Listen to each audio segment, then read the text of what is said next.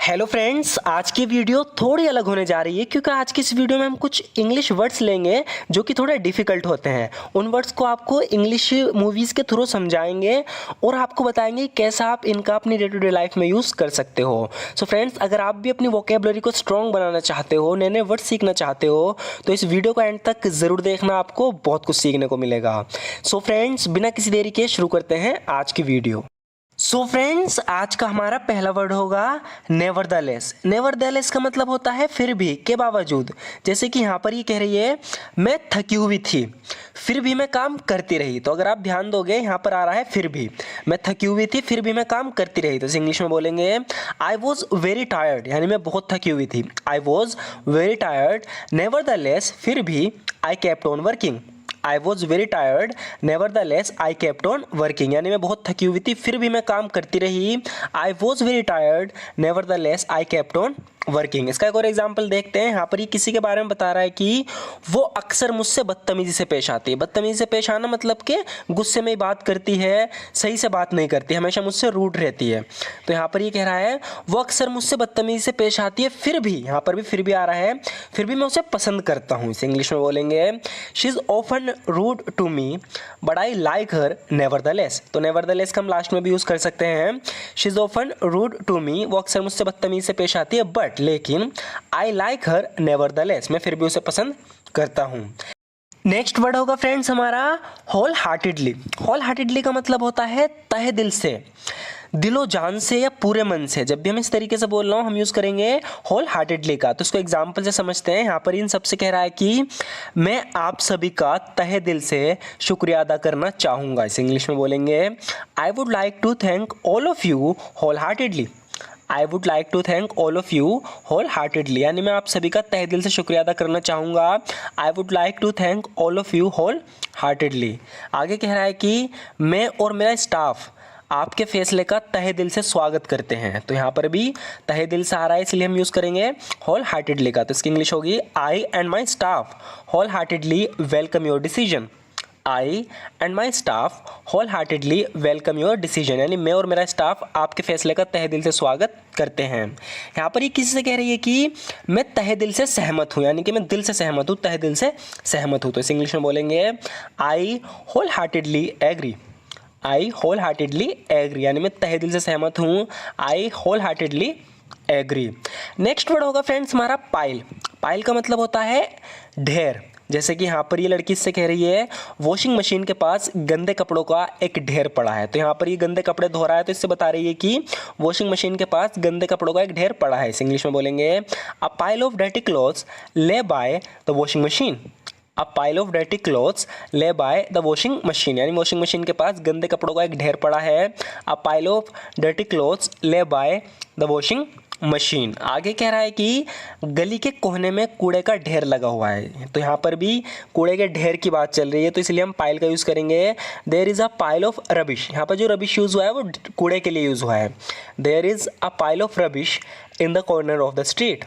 There is a pile of rubbish in the corner of the street, यानी गली के कोने में कूड़े का ढेर लगा हुआ है। There is a pile of rubbish in the corner of street. आगे कह रहा है कि मैंने पत्र को कागज़ों के ढेर के नीचे छुपा दिया था, यानी कि जो इसके पास खत था, लेटर था, जिसे हम पत्र बोलते हैं, इसने वो कागज़ों के ढेर के नीचे छुपा दिया। तो बता रहा है कि I hid the letter beneath a pile of papers. तो यहाँ पर ये कह रहा है कि आई हिड, तो हाइड की सेकंड फॉर्म होती है hid. I hid the letter beneath a pile of papers, मैंने पत्र को कागज़ों के ढेर के नीचे छिपा दिया था। तो यहाँ पर भी ढेर की बात चल रही है, इसलिए हमने पाइल का यूज़ किया है। I hid the letter beneath a pile of papers. Next जो हमारा वर्ड है वो है एंग्विश। एंग्विश का मतलब होता है पीड़ा, दुख, दर्द। जब ज़्यादा दर्द, ज़्यादा पीड़ा या ज़्यादा दुख हो तब हम यूज़ करते हैं एंग्विश का। तो जैसे कि यहाँ पर ही कह रहा है उसकी आंखों में पीड़ा के आंसू भर आए थे। इस इंग्लिश में बोलेंगे tears of anguish field her eyes. Tears of anguish field her eyes, यानी उसकी आंखों में पीड़ा के आंसू भर आए थे। Tears of anguish field her eyes. आगे कह रहा है कि बच्चे को खोने का गम कोई दूर नहीं कर सकता, यानी जिसका बच्चा खो जाता है उसके गम को कोई दूर नहीं कर सकता। तो इस इंग्लिश में बोलेंगे nothing can take away the anguish of losing a child. Nothing can take away the anguish of losing a child, यानी बच्चों को खोने का गम, तो यहाँ पर गम का यूज़ हुआ है यानी कि दर्द का, पीड़ा का, इसलिए हमने एंग्विश का यूज़ किया है। Nothing can take away the anguish of losing a child, यानी बच्चों को खोने का गम कोई दूर नहीं कर सकता।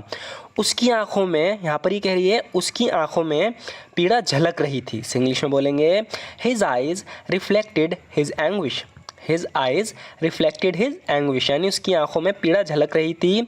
His eyes reflected his anguish. Next word होगा फ्रेंड्स कंस्ट्रेंट। कंस्ट्रेंट का मतलब होता है बाधा, जैसे कि यहाँ पर ही कह रहा है शायद मुख्य बाधा पैसों की कमी है। इसे इंग्लिश में बोलेंगे perhaps the main constraint is lack of money, perhaps the main constraint is lack of money, शायद मुख्य बाधा पैसों की कमी है। Perhaps the main constraint is lack of money. आगे कह रहा है कि समय की कमी के कारण मैं अपनी बात को छोटी करने जा रहा हूँ। यहाँ पर बात के लिए स्टेटमेंट का यूज हुआ है, बात मतलब बयान, अपने बयान को, अपनी बात को छोटा करने जा रहा हूँ। सो फ्रेंड्स, यहाँ पर जब हम टाइम कंस्टेंट का यूज़ करते हैं तो इसका मतलब होता है समय की कमी। समय की कमी, जब दोनों वर्ड मिल जाते हैं, टाइम कंस्टेंट मतलब समय की कमी, तो इसकी इंग्लिश होगी ड्यू टू टाइम कंस्टेंट, यानी समय की कमी के कारण।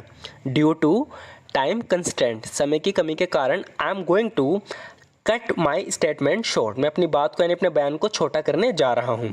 तो ड्यू टू का तो मतलब सबको पता है कारण। ड्यू टू टाइम कंस्टेंट यानी समय की कमी के कारण I am going to cut my statement short, मैं अपनी बात को, अपने बयान को छोटा करने जा रहा हूँ। यहाँ पर ये देख कह रहा है कि समय की कमी को देखते हुए हम 1 मिनट भी बर्बाद नहीं कर सकते। सो फ्रेंड्स, यहाँ पर यूज़ हुआ है समय की कमी को देखते हुए, इसके लिए हम इंग्लिश में यूज़ करेंगे considering the time constant.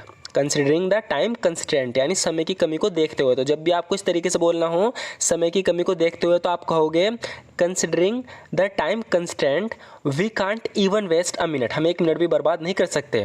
Considering the time constant we can't even waste a minute, समय की कमी को देखते हुए 1 मिनट भी बर्बाद नहीं कर सकते। नेक्स्ट जो हमारा वर्ड है फ्रेंड्स वो है अलाइक। अलाइक यहाँ लास्ट में है, तो अलाइक का मतलब होता है एक जैसा, मतलब कि दिखने में कोई एक जैसी चीज़ है, उसके लिए हम अलाइक का यूज़ करते हैं। जैसे कि यहाँ पर ही कह रहा है ये दोनों तस्वीरें लगभग एक जैसी हैं, तो 2 तस्वीरों को देख के कह रहा है कि these 2 photographs are almost alike. These 2 photographs are almost alike, यानी ये दोनों तस्वीरें लगभग एक जैसी हैं। These 2 photographs are almost alike. आगे कह रहा है कि तुम लोग फिर से एक जैसे कपड़े पहन रहे हो, यानी कि कुछ लोग कहीं जा रहे हैं बिल्कुल एक जैसे कपड़े पहनकर, तो कह रहा है कि तुम लोग फिर से एक जैसे कपड़े पहन रहे हो। तो यहाँ पर भी एक जैसे का यूज़ हुआ है, तो इसके लिए हम अलाइक का यूज़ करेंगे। इसकी इंग्लिश होगी you guys are dressing alike again. You guys are dressing alike again, तुम लोग फिर से एक जैसे कपड़े पहन रहे हो। You guys are dressing alike again. मुझे तो सब चाइनीज़ एक जैसे दिखते हैं, यहाँ पर ही किसी चाइनीज़ को देख के कह रहा है कि मुझे तो सब चाइनीज़ एक जैसे ही दिखते हैं। इस इंग्लिश में बोलेंगे all Chinese look alike to me. All Chinese look alike to me, यानी मुझे तो सब चाइनीज़ एक जैसे ही दिखते हैं। All Chinese look alike to me, तो अलाइक का मतलब होता है एक जैसे। नेक्स्ट होगा फ्रेंड्स, यहाँ पर जो हमारा वर्ड है वो है एक्वेंटेड। एक्वेंटेड का मतलब होता है जान पहचान, जैसे कि यहाँ पर ही कह रही है मैं जानती हूँ तुम्हारी उससे अच्छी खासी जान पहचान है। तो इस इंग्लिश में बोलेंगे I know you are well acquainted with him. I know you are well acquainted with him, यानी मैं जानती हूँ तुम्हारी उससे अच्छी खासी जान पहचान है। I know you are well acquainted with him. So friends, आज की वीडियो में बस इतना ही। अगर आप इस तरह की और भी वीडियोस देखना चाहते हो, इसी तरीके से नए नए वर्ड्स सीखना चाहते हो, आप इंग्लिश को इम्प्रूव करना चाहते हो, तो हमारे चैनल को ज़रूर सब्सक्राइब कर लेना। वीडियो अच्छी लगे तो लाइक ज़रूर कर देना। And thank you so much for watching this video friends.